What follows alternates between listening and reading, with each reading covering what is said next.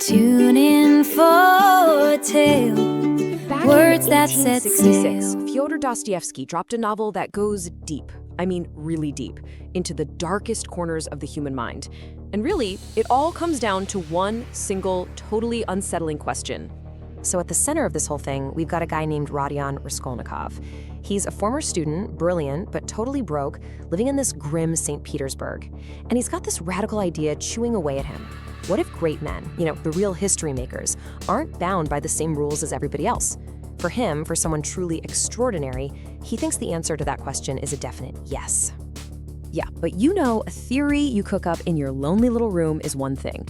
A bloody axe is, well, it's something else entirely. So, in this explainer, we're going to get right into it. We'll dissect Raskolnikov's chilling philosophy, see what happens when it smacks right into reality, and figure out how this book from the 1800s basically laid the groundwork for modern criminal psychology.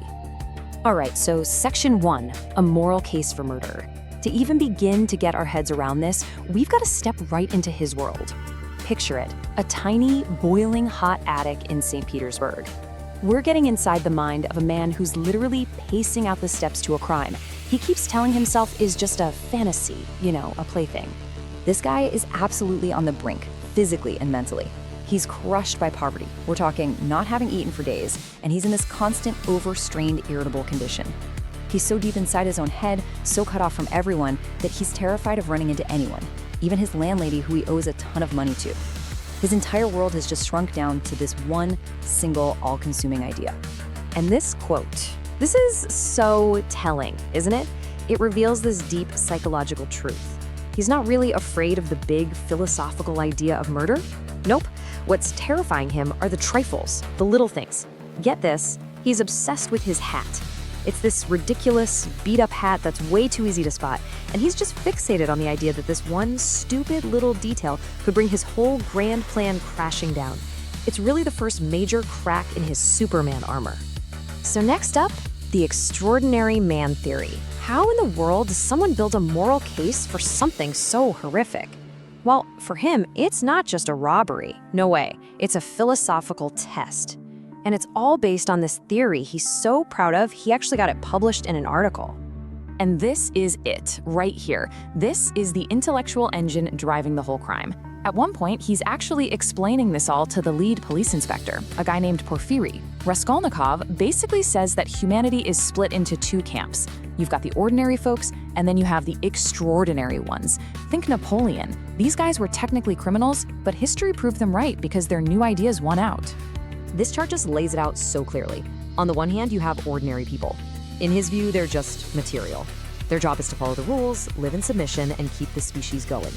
But then, on the other side, you've got the rare few, the extraordinary ones. These are the game changers, the people with a new word for humanity. And to make that new idea a reality, Raskolnikov believes they have an inner right to break the rules, to step over any obstacle. Yeah, even if that obstacle is another person. Listen to this. This is the logic at its most chilling. He's basically arguing that for the greater good, a great man doesn't just have permission to remove obstacles. He has a duty to do it.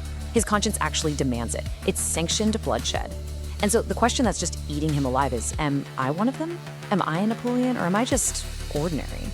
Okay, Section 3, the collapse, guilt's disease.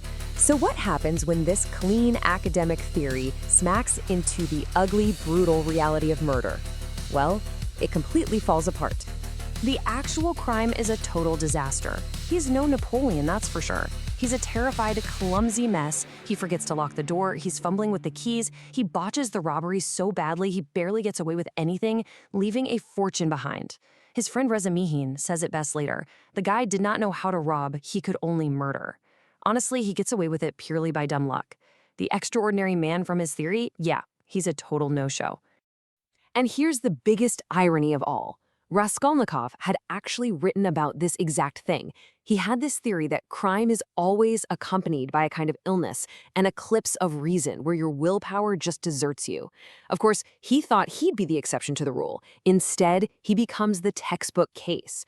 Right after, he collapses into this fever, a sickness that's as much about his soul as it is his body, all from the crushing weight of what he's done. This is where we meet one of the all-time great literary detectives, Inspector Porfiry. This guy doesn't need DNA or fingerprints. He's a master of psychology. He knows he's not dealing with some run-of-the-mill thug. He sees that Raskolnikov's own mind, his own guilt, is the real trap. Porfiry's strategy is brilliant. He just has to wait, like a spider in a web, and let Raskolnikov's own psychology force him to keep circling the flame until eventually he flies right into it. All right, next section, Sonya, the path to redemption. Look, if Raskolnikov's whole theory is about this radical idea of one man standing above everyone else, then we need to talk about his polar opposite, and that is the character of Sonya Marmeladov. Sonya's life is literally the mirror image of his philosophy. Think about it. His theory is all about justifying the sacrifice of other people for his own great idea. Her entire life is about sacrificing herself for other people. She's forced into prostitution, enduring this incredible shame, not for some abstract theory, but for the very real survival of her family. She represents a kind of humility and faith that someone like Raskolnikov, with all his intellectual pride, just can't even begin to wrap his head around. And that is exactly why he confesses to her, not to the cops, not to his own sister or mother, but to Sonya. He's just drawn to her. When he tells her, "I have chosen you out," what he's really saying is that he knows she's the only one who has suffered enough to maybe, just maybe, understand his own self-made hell and offer him compassion instead of just judgment. What's amazing is Sonya doesn't even argue with his theory. She just points him toward a different path, atonement. She gives him a cross and lays out what he has to do, and it's like this ritual. Step 1, the private confession, just to her. Step 2, a very public act of humility. She tells him to go to the crossroads, bow down, and kiss the earth, basically rejoining the human race he tried to leave behind. And the final step, walk into that police station and accept the punishment, knowing that she's promised to follow him all the way to Siberia. So let's get to the big picture. Dostoevsky's modern psychology. Why is it that a book written over 150 years ago feels so damn modern? Why do people call it a foundational text for criminal psychology? Well, it's because Dostoevsky completely changed the game. This book is not a whodunit. We know who the killer is almost immediately. It's a whydunit, and that's what's so revolutionary. The real crime scene here isn't some dusty apartment. It's the inside of Raskolnikov's skull. What we're getting is a masterclass in psychological profiling, exploring things like the compulsion to confess, the power of conscience, and what happens when a cold, hard ideology slams into the messy reality of being human. And this really is the final verdict on his whole experiment. In his own twisted logic, his real crime wasn't the murder itself. It was that he failed to be extraordinary. He had the theory of a Napoleon, but it turns out he had the conscience of a regular person. He just couldn't step over the line and not be haunted by it. In the end, his own humanity completely wrecked his inhuman theory. So let's just end on this profound thought from Raskolnikov himself. He tried to achieve greatness by taking a shortcut, by eliminating suffering with one brutal act. But what Dostoevsky seems to be asking us is, what if true greatness isn't about rising above humanity at all? What if it's about diving deeper into it? Maybe it's not found in avoiding pain, but in the capacity to truly feel it, not just for ourselves, but for everyone.